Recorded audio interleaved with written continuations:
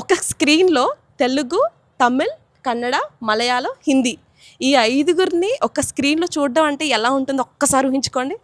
So అదే విధంగా నాగార్జున గారు ఎలాగైనా స్టైలిష్గా కనబడతారు. ఆబ్వియస్లీ ఆయన క్యారెక్టర్ అలానే ఉంది. మరి కూలీ క్యారెక్టర్ అయినటువంటి రజనీకాంత్ని కూడా అంతే స్టైలిష్గా చూపించాలి కదా.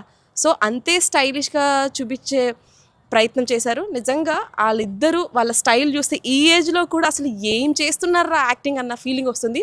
ఇంకా ఉపేంద్ర ఫ్యాన్స్ అయితే అసలు కనిపించింది కొంచెం సేపే, ఆ లెవెల్ ఆ స్క్రీన్ ప్లే చూస్తే అసలు ఉపేంద్ర వచ్చినప్పుడు ఉపేంద్రని మళ్ళీ అలా ఆ స్క్రీన్లో చూస్తే ఆ హ్యాపీనెస్ వేరే లెవెల్ అని చెప్పాలి.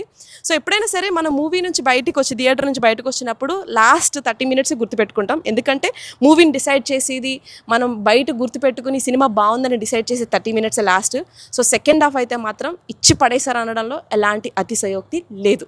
ఇంకా విలన్ క్యారెక్టర్ గురించి వస్తే అసలు హీరో క్యారెక్టర్ ఏ విధంగా అయితే ఉందో విలన్ క్యారెక్టర్ గురించి అయినా మీరు మూవీ చూడాలి. అసలు ఆ విలన్ క్యారెక్టరు, ఆ ఎలివేషను, తన చేసేటువంటి ఫైట్స్ కానీ అసలు ఎక్స్పెక్ట్ కూడా చేయలేం. హీరో వెయిటేజ్ ఎంత ఉందో విలన్ వెయిటేజ్ కూడా అంతే ఉంది. విలన్ అంటే మీరు నాగార్జున ఎక్స్పెక్ట్ చేస్తూ ఉంటాము, కాదు ఇందులో ఇంకో క్యారెక్టర్ కూడా ఉంది. ఆ క్యారెక్టర్ కోసమైనా మూవీ చూడాల్సిందే.